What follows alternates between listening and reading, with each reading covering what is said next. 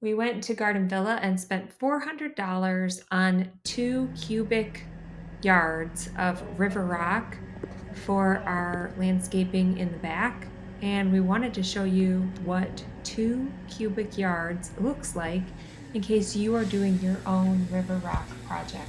It's a sizable amount of rock, as you can see. It's coming out like a waterfall out of the dump truck. Very satisfying experience to see that. It was a perfect placement, so I gotta hand it to the driver, put it right on the tarp, and then let the shoveling begin. We had the tarp ourselves, so if you do not have a tarp, it will be dumped onto your driveway. And this project took, between the two of us, saving from paying somebody to move the rock, it took how many hours would you say? I would say a good 3 hours in the morning and then a three hours in the evening, probably 6 hours of moving rock. We were using our wagon, which is a landscaping wagon, putting the rocks into buckets and then dumping them out.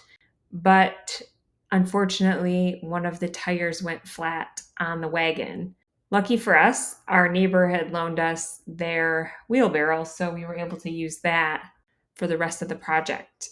And for a long time in the middle, I took a break. We went basically until the sun went down. It was a good day. So we want to show you the results. And the main point is just to see how far you can actually spread 2 cubic yards of river rock. And there are some variable colors in this river rock, but I have found that rocks tend to look the same when you get far away.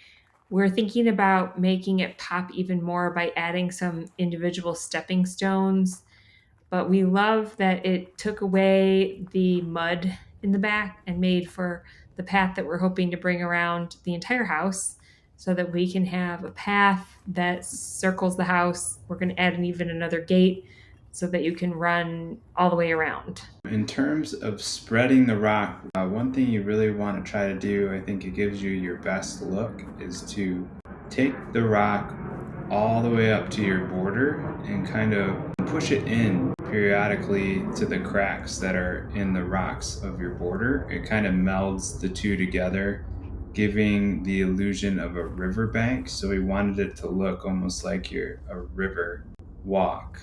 So that was what we were going for in this project. And you can see that it went pretty far, and we actually ended up having a little bit of extra river rock. We may have been able to get through this whole project with 1.75 cubic yards because we have a little bit extra piled up underneath the slide to spread as we go. And do you think this will impact the drainage, or what do you think will happen with that? I think it's going to help with the runoff issue. It's going to keep the dirt from traveling down the side of the house, and it's going to help with the drainage in general.